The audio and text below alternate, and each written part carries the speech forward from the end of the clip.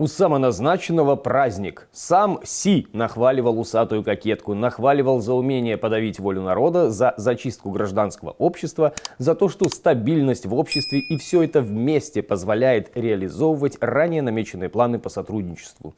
В вашей стране удалось преодолеть воздействие различных негативных факторов, сохранить социальную гармонию и стабильность, осуществить экономическое восстановление и рост. Да, так оно бывает, когда один региональный узурпатор летит в гости к главному диктатору планеты. Естественно, режимную пропаганду, как и того, на кого они работают, разрывает от радости. Таких инфоповодов не было давно. Лукашенко за границей и не в России, а в Китае.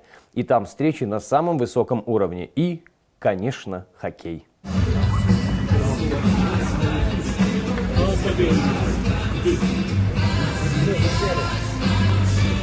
Как же без хоккея? Шкловский циркач повеселил господина, к которому приехал с мольбами и просьбами. Сейчас эксперты будут долго рассказывать, какой был смысл визита, какие его результаты. Но вам повезло, вы узнаете то, о чем никто больше не скажет. Зачем на самом деле нелегитимный летал в Китай? Причину мы обнаружили на фото из Пекинского университета. Вот она. Коля. Грустный Коленька от того, что папку в деканат вызвали. Может, успеваемость хромает, может, дисциплину нарушают. Судя по выражению лица Николая, а-та-та не избежать. И не шлепок, а хороший ремень иногда тоже полезно для ребенка. А если серьезно, то поводов для визита немного. В основном экономические. Надо спасать экономику, которая на ладан дышит. Надежды на Кремль особо нет.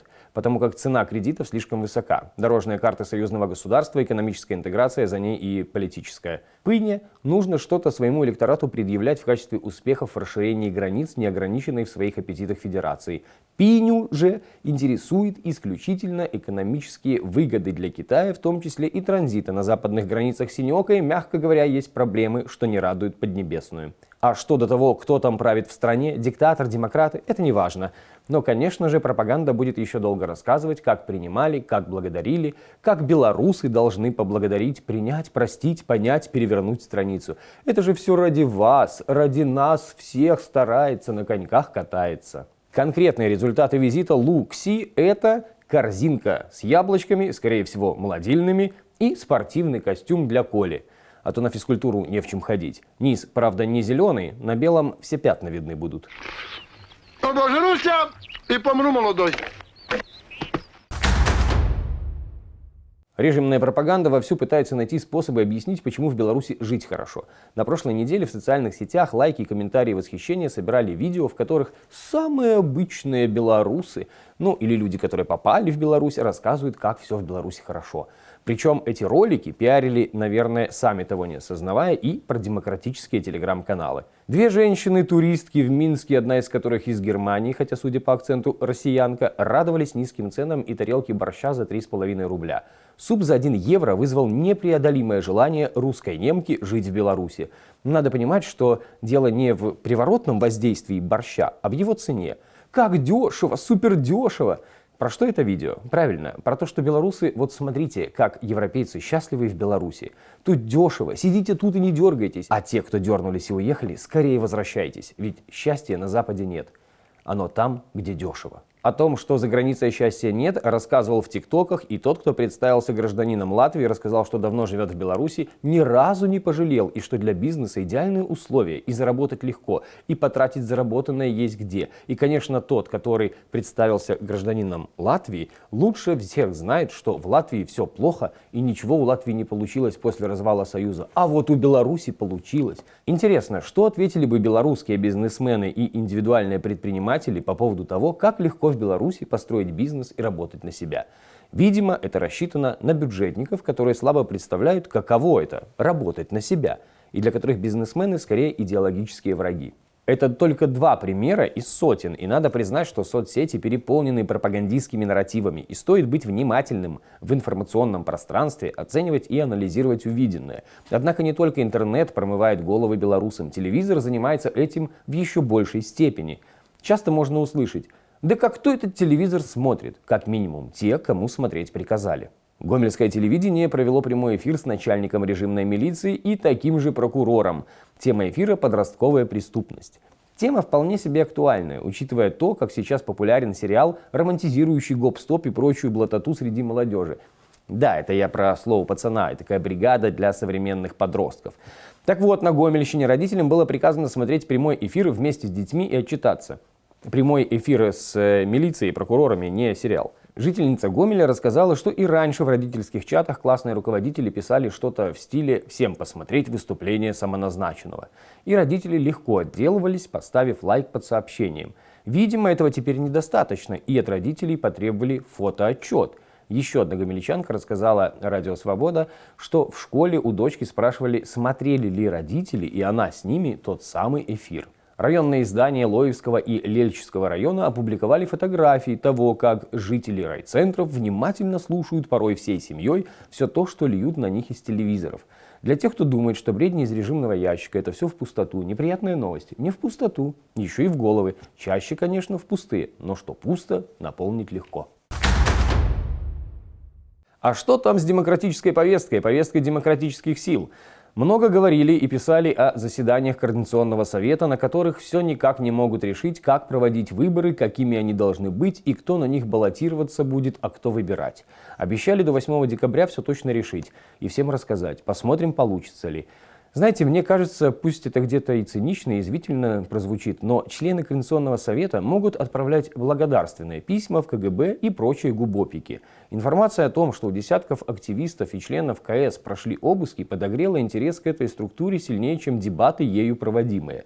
Складывается такое впечатление, что обыски у тех, кто выехал и не появляется в Беларуси уже несколько лет, это такая диверсия со стороны лукашистских силовиков. Думаю, что после того, как об этом рассказали на ГОС-ТВ и все это пошумело в интернет-пространстве, тысячи белорусов вспомнили о существовании Координационного совета. И, возможно, даже поинтересовались, а как там дела и чем там занимаются в этом совете. А в Совете прошли слушания на тему освобождения политзаключенных. Часть спикеров говорили, никаких переговоров, только санкционное давление, продолжаем в том же духе, торговаться с режимом нельзя. Я хотел бы здесь вспомнить одну встречу, которая состоялась в посольстве США, на которой присутствовал Иван Кравцов с тогда будущей спецпредставителем Соединенных Штатов Америки по вопросам Беларуси Джулией Фишер. И тогда на этой встрече у нас разошлись позиции, и не только с вами, а еще с присутствующим одним человеком, где я говорил следующую концепцию. Нужно вводить мощный пакет санкций в отношении Лукашенко, Соединенных Штатов Америки, ехать в Минск, класть на стол второй пакет, еще более мощный, и ставить ультиматум. Этого не было сделано, вы отстаивали совсем другую точку зрения в 2021 году.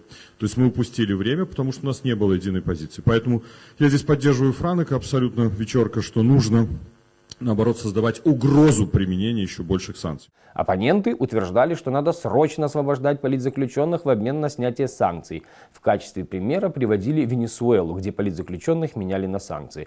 Но сравнивать не стоит, ведь, как стало известно, с режимом уже была попытка переговоров на эту тему и не когда-то там раньше, а вот совсем недавно, в обмен на невведение некоторых санкций, освободить несколько десятков политзаключенных. Но что-то пошло не так, кто-то не сдержал слово пацана. Угадайте кто? Правильно, тот, с кем опять хотят разговаривать. На YouTube-канале Байпол появилось видео под названием «Куда пропала часть донатов на план Пирамога». Действительно, куда? Вот это интересно было бы узнать. И еще куда пропал Азаров, тоже было бы интересно узнать. В этом видео сотрудник организации Байпол обвинил бывшего коллегу Матвея Купрейчика, ныне представителя Белпол, в том, что тот якобы украл много тысяч денег, предназначенных на план Пирамога. А я думал, это план бесплатный, там сильно денег много не надо. А что за это платить еще должны были? Интересно. Захотите, сами, в общем, найдете, посмотрите это видео. Я могу лишь поделиться впечатлением, что в преддверии единого дня голосования, который будет проводить режим, визита Демсил в США и предстоящих выборов в Координационный совет была дана отмашка спящим ячейкам приступить к работе. К работе по дискредитации демократического движения изнутри. Бывшие силовики. Ой, как же хочется верить, что все-таки они бывают бывшими. А в целом, то ли погода и серость, то ли витаминоз ранний, то ли это вся херобора междуусобная не вызывают настроения и желания находить и верить в позитивные моменты и перспективы. Хочется махнуть рукой и хотя бы декабрь провести без всего вот этого, с мандаринами, горячим вином и читая книги, а не всю эту Ах да, чуть не забыл. В Литве зарегистрировали законопроект, по которому собираются перестать выдавать белорусам виды на жительство. Не всем, а тем, кто вот сейчас приезжает. А все потому, что 8 из 10 белорусов в Литве экономические, а не политические мигранты. Поэтому условия для легализации белорусов и россиян надо уравнять. Так решили некоторые представители власти Литвы. Поскольку большинство мигрантов это не представители оппозиции, а большая часть этих мигрантов постоянно путешествует из Литвы в Беларусь и возвращается обратно, это все на руку вербовщикам из КГБ. А как сообщалось ранее представителями Департамента госбезопасности Литвы, активность лукашистских спецслужб в Литве достигла исторического максимума. А знаете, и правильно, хватит говорить, что все белорусы молодцы и все белорусы против режима. В том числе и те, которые выезжают из Беларуси. Хочешь вид на жительство, оставайся в Литве. Хочешь ездить домой, на родину, соскучился по пломбиру или зефиркам? До свидания. Нельзя изолировать белорусов от Европы. Глядя на тех, кто сюда на закупы приезжает и понты кидает, очень даже нельзя. До свидания называется. На сегодня все. Спасибо, что досмотрели. Ставьте лайки, комментируйте, не соглашайтесь, насыпайте в комменты. В общем, пишите, что хотите. Конечно, ваши лайки и хвалебные комментарии — это всегда очень приятно. И это было без сарказма.